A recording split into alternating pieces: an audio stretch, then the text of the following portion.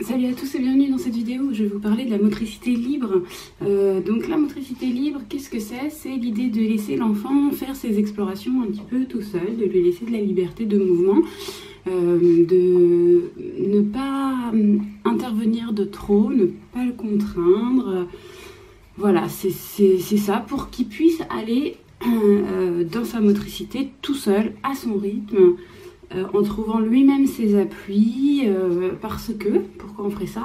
Parce que, voilà, on pense que ça permet à l'enfant de se sentir plus en confiance et d'avoir un meilleur rapport à son corps. Voilà, de prendre le temps de découvrir les choses par soi-même permettrait d'avoir une meilleure connaissance de soi. Voilà, de faire éventuellement des erreurs, de bien sentir les choses corporellement. Ça pourrait aider les enfants à être mieux dans leur corps, tout simplement. Donc moi j'aime beaucoup ce principe, et puis comme certains d'entre vous le savent déjà, je suis kinésithérapeute, donc forcément ça me parle. Je connaissais pas honnêtement, avant d'avoir moi-même un enfant, ce concept de motricité libre. Pour moi c'était assez évident qu'il fallait laisser un enfant un peu libre de ses mouvements, mais j'avais pas vraiment creusé la question. Et c'est vrai qu'en découvrant ce terme, cette appellation, motricité libre, j'ai découvert un peu aussi des nouvelles choses, à savoir que quand on habille un enfant, il faut faire un petit peu attention aussi aux vêtements qu'on lui met pour pas le contraindre dans ses mouvements. Ça paraît évident, mais finalement c'est quelque chose quand même auquel on doit faire attention, sur lequel on doit rester vigilant. Il est en train de dormir, enfin de s'endormir, et c'est marrant parce que souvent il chante quand il s'endort. Je pense que c'est parce que moi je fais un petit aparté là. Je pense que c'est parce que moi je chante souvent quand je l'endors, et du coup il fait pareil. C'est rigolo. Voilà, j'espère que ça perturbe pas la vidéo de trop. Donc voilà, donc j'en étais aux vêtements, et puisqu'on parle des vêtements, parmi les questions qu'on se pose souvent, c'est que faire avec les pieds. C'est-à-dire, on les laisse quoi? On les laisse pieds nus, on les met en chaussettes, mais en chaussettes ça glisse, on les met en chaussons. Si on les met en chaussons, jusqu'à quand? Quand est-ce qu'on démarre les chaussures? Est-ce qu'on prend des semelles souples et des semelles rigides? Voilà, on se pose tout un tas de questions. Alors moi je pense que si c'est possible, parce que la saison permet pieds nus, et puis le terrain bien sûr, si on est dans les gravillons c'est pas adapté, mais si le terrain le permet, si on est à la maison, si on est, je sais pas, à la plage, dans l'air, enfin, pieds nus c'est chouette, ça leur permet vraiment de découvrir les sensations, vraiment même au toucher, quoi, sous la voûte plantaire, quoi, c'est super. Après, bien sûr, dans la vie, on ne peut pas être pieds nus tout le temps, on est d'accord. Donc s'il fait chaud, c'est très bien. S'il fait froid, on met des chaussettes. Et on met des chaussons si on est en intérieur, des chaussures si on est en extérieur, à condition que l'enfant vraiment marche déjà. Pour moi, si l'enfant marche pas encore, il peut très bien être en chaussons souples. Je vois pas du tout le problème d'être en chaussons dehors, à partir du moment où ça peut être des chaussons rembourrés s'il fait froid.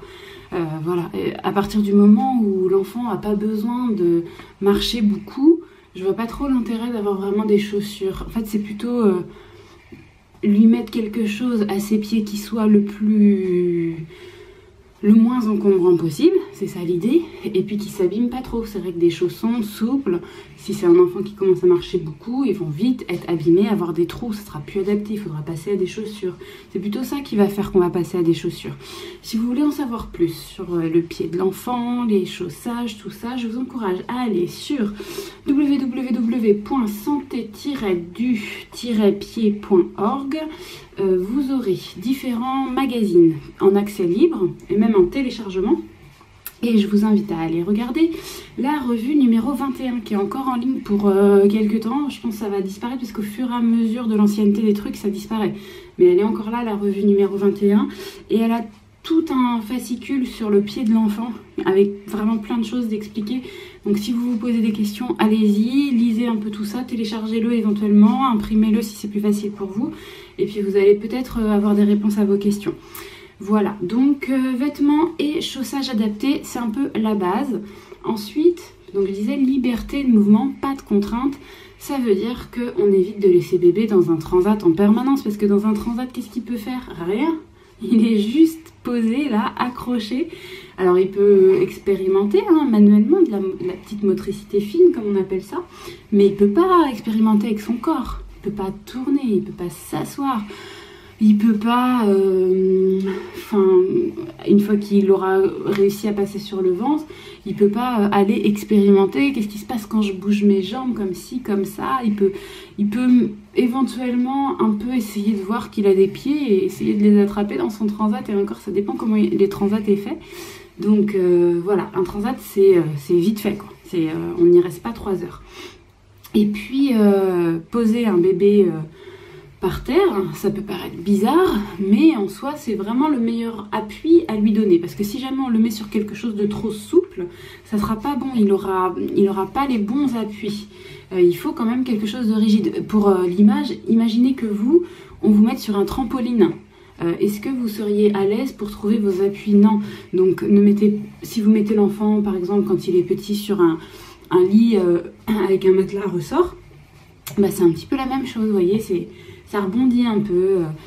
Donc attention, voilà, sur un matelas, il faut faire attention. C'est pas une mauvaise chose. Moi, mon bébé, je le pose sur le matelas à plein de moments dans la journée. Pour l'instant, il ne roule pas encore. Donc voilà, je le pose sur le matelas parce que c'est plus pratique pour moi. Mais si je veux le mettre dans une situation où il peut expérimenter un petit peu ses appuis et son corps, je le mets plutôt au sol, donc pas directement sur le sol, parce que c'est vrai que ça serait un petit peu dur, mais avec un petit tapis d'éveil, c'est parfait. Un tapis ou superposer 2-3 couvertures, enfin voilà, c'est suffisant, c'est très bien. Et si on veut mettre au début bébé dans un parc, c'est possible, mais ça sera pas pour bébé, en fait. Donner un parc à bébé pour bébé, ça n'a pas de sens. Le seul sens que je peux voir au parc, ça peut être pour, par exemple, si on a des animaux, des chiens, des chats, pour peut-être les tout premiers temps, avoir une barrière entre l'animal et le bébé, les premiers mois, tout premiers mois, pour éviter que l'animal aille trop près de l'enfant. Et encore, c'est peut-être à voir aussi en fonction de votre animal et... Enfin voilà, moi c'était ma crainte, comme on a des chats ici, c'était ma crainte, c'était je dois poser bébé quelque part enfin pour mon premier enfant, je dois poser bébé quelque part, on a 2 chats, qu'est-ce qui peut se passer le temps que j'ai le dos tourné si je le mets par terre? Bon, ça m'ennuie un petit peu, puis en plus par terre c'est parfois pas trop nickel, donc voilà, il y a plein de poils de chat, donc poser bébé là-dedans ça m'embêtait un peu, donc on avait un parc. Et puis là pour le deuxième, on a hésité à ressortir le parc et on l'a pas ressorti finalement, parce que c'est hyper encombrant par rapport à l'usage qu'on en aurait fait. Donc on passe maintenant beaucoup plus de temps dans la chambre, un lieu que les chats n'ont pas, où les chats n'ont pas accès. Et du coup, quand je dois poser bébé par terre pour lui mettre des trucs autour de lui et tout, c'est dans la chambre, ou alors c'est dans son lit à barreaux aussi. Ça peut, puisque là pour le coup, le matelas rebondit pas trop dans son lit à barreaux, donc je trouve que ça fait un appui quand même pas trop mal. Voilà pour alors le parc du coup, donc ça va, je disais, pour quand ils sont tout petits, mais après dès qu'ils commencent à savoir un petit peu se retourner et à avoir envie d'avancer, ça n'a plus d'intérêt quoi. J'ai déjà vu, accrochez-vous bien, chez une assistante maternelle, un enfant de 2 ans dans un parc. Voilà, ça se passe de commentaires, on est d'accord. Donc non, c'est pas les parcs, les transats, les chaises hautes, c'est pas des moyens de contenir les bébés de façon à ce qu'ils bougent pas trop, parce que vraiment je trouve ça atroce quoi. Dans l'idée, ouais, il faut adapter sa maison quand on a des enfants, c'est vrai, mais ils ont le droit de bouger quoi, ils ont le droit de vivre quoi. C'est déjà je trouve ça assez choquant quand on voit des animaux enfermés dans des endroits, des espaces restreints qui sont pas du tout adaptés à ce qu'ils ont besoin. Et il y a des gens, ils font ça avec leurs enfants ou avec les enfants des autres. Enfin, voilà, ça c'est... On passe. Donc, bref, la motricité libre, on y revient. C'est donc laisser l'enfant passer d'étape en étape tout seul pour que vous puissiez être un petit peu rassuré sur, sur les étapes, enfin pour que vous puissiez les connaître et puis savoir si votre enfant... est à peu près en train de les suivre. Je vais vous les donner et puis je vais vous donner des âges qu'il va falloir prendre avec beaucoup de pincettes, des pincettes énormes, XXL, parce que les âges comme ça, c'est des ordres d'idées à peu près, quoi, mais il y a des enfants qui vont beaucoup plus vite, des enfants qui vont beaucoup moins vite, il y en a certains qui démarrent très très tôt, ils font une pause, ils finissent plus tard, il y en a d'autres qui font tout très très vite, c'est des gros pressés, comme moi, mon premier bébé, qui a fait tout très vite et qui a 9 mois, il marchait sans rien, c'était fini, mais je peux vous dire, pour l'avoir expérimenté, que c'est pas du tout une bonne chose d'avoir un enfant aussi à l'aise au niveau moteur, parce que très très bien, ils avancent au niveau moteur, mais ils avancent pas à tous les niveaux en même temps, et notamment là-haut, au niveau cognitif, ben, c'était un bébé, il avait que 9 mois, donc il n'était pas du tout capable d'être en accord entre sa motricité et ce qu'il était autorisé à faire, ce qui était éventuellement dangereux. Enfin, je veux dire, quand on va au parc avec un bébé de 9 mois qui sait courir, je peux vous dire, c'est hyper anxiogène, quoi. C'est atroce, c'est parce qu'il y a 1 milliard de trucs que bébé peut faire qui sont dangereux. Et voilà, il n'en a pas du tout conscience. Alors je suis d'accord, hein, même si ça, la marche arrive plus tard, on se retrouve avec les mêmes problématiques, mais bébé est un petit peu plus âgé si par exemple il a 1 an et demi, quoi. S'il court à 1 an et demi, c'est pas la même chose que s'il court à 9 mois. À 1 an et demi, il est capable de comprendre un petit peu plus de choses.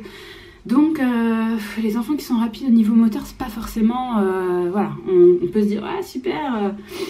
je suis contente, ça y est, il marche comme si c'était un peu un aboutissement. Alors déjà, non, il y a tellement d'autres choses à apprendre pour un bébé, que tellement d'autres panels d'activités que la motricité à développer. Bon, bah que, ok, on va pas se focaliser sur... Souvent, on se focalise sur il parle, il marche, comme s'il n'y avait que ça. Il n'y a pas que ça. Et la propreté aussi, putain, est-ce qu'il est propre? Est-ce qu'il est propre? Est-ce qu'il est propre? C'est vraiment un enjeu de ouf. Vous en faites pas, un jour il va marcher, un jour il va parler, un jour il sera propre, hein, ça va venir. Voilà, donc je disais, il y en a qui vont très très vite, et puis il y en a qui sont plutôt dans l'observation, qui regardent, et puis quand ils se sentent prêts, eux aussi, ils se lancent, ils y vont. Voilà, donc chacun son fonctionnement, et puis par ailleurs, les enfants, ils font pas tous les apprentissages en même temps. Ils développent pas tout en même temps, et par exemple, enfin des apprentissages... pas que des apprentissages, ils font pas tout en même temps. Mais par exemple, s'ils font des dents, beaucoup de dents, souvent ça leur prend, voilà, ça leur prend de l'énergie à leur corps, et du coup, bah, ils la mettent pas dans autre chose. Donc voilà, ça peut être aussi votre enfant est plutôt en train de développer des gazouillis, bah, peut-être qu'il n'est pas en train de développer au niveau moteur, ou peut-être qu'il est en train d'apprendre à manipuler des petits objets, et que pour lui c'est plus intéressant que d'apprendre à faire du 4 pattes. Voilà, c'est vraiment chaque enfant qui détermine son programme à lui. Donc pour les âges, apprendre avec des grandes pincettes, je répète. Un enfant, premier truc qu'il va faire, il va tenir sa tête, on va dire qu'on va en moyenne l'observer vers 4-6 mois, et je pars de cet âge-là pour définir tous les autres. Mais du coup, si votre enfant peut-être démarre plus tôt la tenue de tête, peut-être que tous les autres, il va les faire plus vite. Ou s'il démarre un peu plus tard, peut-être qu'il va faire tout plus tard. Enfin, voilà. Je ne vais pas m'étaler pendant des heures sur ce processus, mais j'ai hésité à vous les donner, les âges. Hein. Vraiment, j'ai hésité. Donc, ne me faites pas regretter. Alors, ensuite, l'enfant commence à tenir assis. Pardon. Avant de tenir assis, en général, il se retourne. C'est-à-dire qu'il s'est passé dos-ventre, ventre-dos. En général, ils savent passer ventre-dos avant de savoir passer dos-ventre. Donc, retournement vers 5-7 mois. Tenue assise, seule, vers 8 mois. Et c'est à peu près le même âge où ils vont faire du rampé. 4 pattes vers 9 mois. Et ensuite, ils vont, donc après avoir rampé, ils ont compris qu'en rassemblant un peu leurs papates, ils arrivaient à monter plus haut. Et donc, ils peuvent... avancer, puis une fois qu'ils avancent, en général, ils vont chercher à monter leurs mains sur des supports, donc ils vont passer à genoux, puis dans une position qui s'appelle chevalier servant, qui consiste à mettre un pied devant, voilà, donc un peu comme à une demande en mariage. Voilà, ça peut être comme ça que certains bébés se relèvent, mais pas tous. Certains se relèvent par, donc ils sont un peu à 4 pattes, et puis ils vont faire décoller leurs genoux, et puis prendre appui après avec leurs mains, et puis voilà, ils sont debout. Donc ça va être vers les 9 mois aussi, et puis à partir de 11-12 mois, ils vont réussir à rester sans aide. Voilà, sachant qu'en parallèle, vers une dizaine de mois en général, du coup ils sont passés debout, ils commencent à avoir envie de pousser des trucs, donc je trouve que ça peut être approprié à ce moment-là de leur offrir un pousseur, qui est un jouet pour enfants que l'enfant peut pousser. Si vous ne le faites pas, votre enfant il va se débrouiller. Hein. Chez nous, il poussait, parce qu'on n'avait rien du tout, on ne voulait pas du tout l'encourager. Il poussait des chaises, il poussait la poubelle, voilà. Il va se débrouiller, hein. Il va pousser des trucs, il mettait un seau à l'envers et il le poussait. Enfin voilà, si vous voulez pas qu'il vous déménage tout chez vous, vous achetez un pousseur. Une fois qu'il a poussé ces objets-là, petit à petit, il va commencer à se tenir des fois à un endroit, commencer à lâcher une main, puis essayer de passer d'un endroit à un autre, tac, se rendre compte que, ah ouais, et un petit temps des fois où il tient rien du tout. Et puis commencer à marcher souvent à peu près vers l'âge d'1 an, sans rien. Voilà. Si jamais votre enfant ne fait rien de tout ça à 14 mois, ne soyez pas inquiets. Effectivement, vraiment, il y a des enfants qui prennent un petit peu plus leur temps. Le repère qu'on donne en général, c'est que la marche, quand même, soit acquise à peu près vers 18 mois. C'est le repère qu'on donne. Sachez ensuite que la montée des escaliers, au début, ça va se faire à 4 pattes. Donc ça sera, entre 1 an et 1 an et demi. Et puis tout seul, entre 1 an et demi et 2 ans. Voilà. Bon, après, il y a plein d'autres choses sur lesquelles il faudra peut-être qu'on revienne, mais on le fera dans une autre. On le fera dans une autre vidéo pour savoir quoi attendre d'un enfant par rapport à un vélo, à un ballon, tout ça. J'en parlerai dans une autre vidéo parce que sinon on va s'étaler. On va en dire trop, vous retiendrez rien. Donc ça veut dire de laisser cet enfant évoluer tout seul, ça veut dire de ne pas le mettre dans des positions qu'il n'a pas lui-même pris. Je mets des modérations sur ça, à savoir qu'il y a des gens qui sont tellement motricité libre à fond que par exemple ils se disent il faut même pas retourner l'enfant sur le ventre. C'est pas grave, si quand vous changez votre enfant, vous le retournez sur le ventre, si quand vous jouez avec lui au sol, parfois vous le mettez sur le ventre parce qu'il avait juste envie de changer un peu de position et qu'il trouve ça fun et que vous voyez qu'il est content d'être sur le ventre, c'est pas grave, vraiment vous flippez pas, mais juste ne mettez pas votre enfant pendant une demi-heure sur le ventre tout seul alors que c'est une position dans laquelle il est pas à l'aise, qu'il sait pas quoi en faire et qu'il sait pas changer de position tout seul. C'est vrai que ça peut être un peu chiant pour lui. Par ailleurs, on dit aussi de pas mettre l'enfant assis avant qu'il tienne assis parce que ça lui demande un effort important, mais c'est pareil. Il peut y avoir des moments où il est assis parce que ça se fait comme ça, voilà, on prend l'enfant contre soi, il est assis contre soi, c'est pas dramatique. Et puis moi, je suis bien placée pour le savoir, puisque j'ai un enfant qui a des reflux. Et donc mon enfant, alors qu'il n'est pas du tout capable de se mettre vertical tout seul, je suis amenée à le tenir vertical beaucoup depuis le début. Donc c'est comme ça. Donc il y a plein de moments où il est quasiment debout, parce que quand il est contre moi, il s'amuse à pousser sur ses petits pieds sur mes jambes. Où il est assis, enfin voilà, je respecte pas non plus à 100% le principe de motricité libre, même si j'y adhère, parce que mon enfant il a besoin d'être vertical, sinon il hurle, donc je ne peux pas me permettre de le poser au sol en permanence, c'est pas possible. Et puis j'ai une copine qui a un enfant qui a une plagiocéphalie, donc ça c'est un autre cas particulier. La plagiocéphalie, c'est quand on a un côté du crâne qui est un petit peu déformé, un petit peu aplati. Et du coup c'est pareil, elle peut pas laisser son enfant comme ça se mettre spontanément dans sa position préférentielle, c'est pas possible, parce que sinon sa fille elle va aller sur son côté qui est plat et puis elle va y rester et puis elle va juste conforter sa plagiocéphalie, c'est pas possible. Donc voilà, ça peut être aussi un autre cas de figure qui fait qu'on impose à l'enfant d'aller dans des positions qui sont pas forcément celles qui privilégieraient de lui-même. Il peut y avoir des motifs pour le faire. C'est pas grave, c'est pas dramatique. On sort pas forcément complètement du cadre de la motricité libre à partir du moment où on y revient à certains moments dans cette étape de je te laisse un petit peu trouver tes appuis au sol. Je trouve que ça devient plus facile en approchant des 5-6 mois de faire quelque chose comme ça où on laisse un petit peu plus l'enfant explorer. Au tout début, des fois, ils aiment pas ça, les petits. Parce qu'ils savent pas forcément faire grand chose. Donc ça les gonfle. Et même certains, ça les frustre tellement qu'ils se mettent à hurler. Donc à voir, en fonction de votre enfant et de votre ressenti de maman, c'est toujours ça le critère. Je vais terminer par 2 choses. Le premier truc, vous pouvez aller voir sur internet une vidéo qui est vraiment super, qui s'appelle Le monde caché des bébés.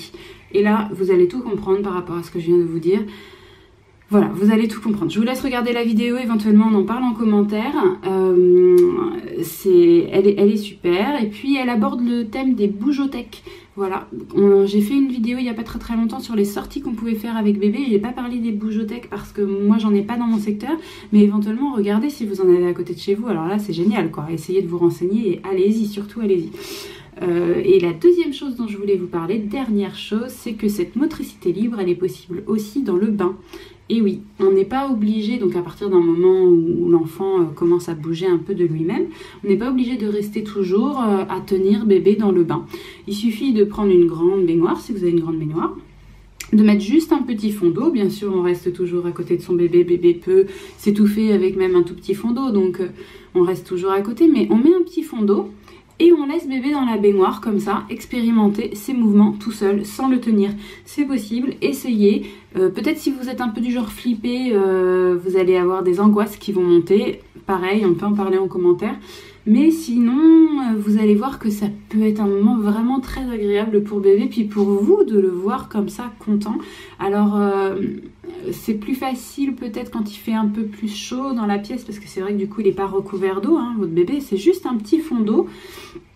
On utilise le petit fond d'eau pour le laver, mais surtout, lui, il va sentir quand il est posé dans l'eau que quand il tape des pieds, ça éclabousse un petit peu. Enfin voilà, il va sentir des choses différentes. Et ça, c'est sympa à expérimenter, le bain en motricité libre. Voilà, ce qui peut correspondre aussi à la pataugeoire. Hein, la pataugeoire à la piscine, il y a en général vraiment pas beaucoup de centimètres. Et c'est pareil, surtout si on est en été, ne vous privez pas d'aller à la pataugeoire avec bébé. Il va normalement bien aimer ça. Voilà, bon, bah là pour le coup j'ai fait le tour, j'ai fait le tour. Comme je vous disais, il y a plein d'autres choses qu'on peut dire sur la motricité, mais j'ai fait le tour de ce que je voulais vous dire aujourd'hui en tout cas.